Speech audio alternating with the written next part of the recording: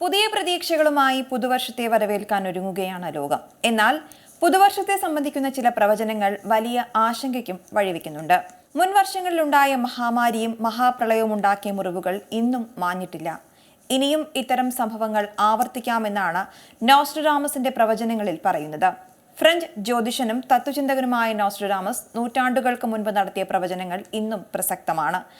1555 പുറത്തിറങ്ങിയ അദ്ദേഹത്തിന്റെ ലെസ് പ്രൊഫറ്റീസ് എന്ന പുസ്തകത്തിലാണ് വരാനിരിക്കുന്ന വർഷങ്ങളിൽ ലോകത്ത് എന്ത് സംഭവിക്കുമെന്ന കാര്യങ്ങൾ വ്യക്തമാക്കുന്നത്. 942 പ്രവചനങ്ങളാണ് ഈ പുസ്തകത്തിലുള്ളത്.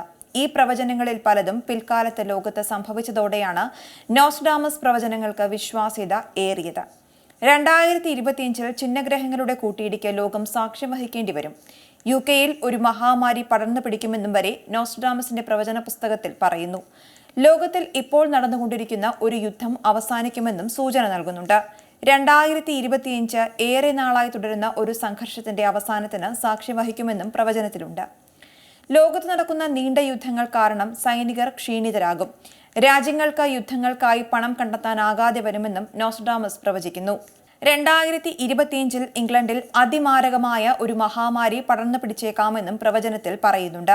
കൂടാതെ ഭൂമിക്ക് അഭിമുഖമായി ഒരു ഭീമാകാരമായ ചിഹ്നഗ്രഹം വരുമെന്നും ചിഹ്നഗ്രഹ കൂട്ടിയിടിക്ക് വരെ സാധ്യതയുണ്ടെന്നും പ്രവചനത്തിൽ പറയുന്നു. എന്നാൽ ഭൂമിക്ക് അഭിമുഖമായി ചിഹ്നഗ്രഹങ്ങൾ വരുന്നതിൽ ആശങ്ക വേണ്ടതില്ലെന്നാണ് ഗവേഷകർ വ്യക്തമാക്കുന്നത്. ഓരോ വർഷവും നിരവധി ചിഹ്നഗ്രഹങ്ങൾ ഭൂമിയെ മറികടന്നു പോകാറുണ്ട്. എന്നാൽ ഇവയെല്ലാം ഭൂമിയിൽ നിന്ന് സുരക്ഷിത അകലം പാലിച്ചാണ് കടന്നു പോകുന്നതെന്നും ഗവേഷകർ പറയുന്നു. ബ്രസീലിൽ അടുത്ത വർഷം ഗുരുതരമായ വെള്ളപ്പൊക്കവും അഗ്നിപർവ്വത സ്ഫോടനങ്ങളും ഉണ്ടായേക്കാമെന്നും കാലാവസ്ഥാ വ്യതിയാനത്തിന്റെ ഭാഗമായാകും ഇത്തരം പ്രകൃതി ദുരന്തങ്ങൾ ഉണ്ടാകുകയെന്നും നോസ്ട്രഡാമസിന്റെ പ്രവചനത്തിൽ പറയുന്നുണ്ട്. പുതിയ വാർത്തകളും വിശേഷങ്ങളും ഇനി വിരൽ തുമ്പിൽ. എല്ലാ ഡിജിറ്റൽ പ്ലാറ്റ്ഫോമുകളിലും ഇപ്പോൾ സീ മലയാളം ന്യൂസ് ലഭ്യം.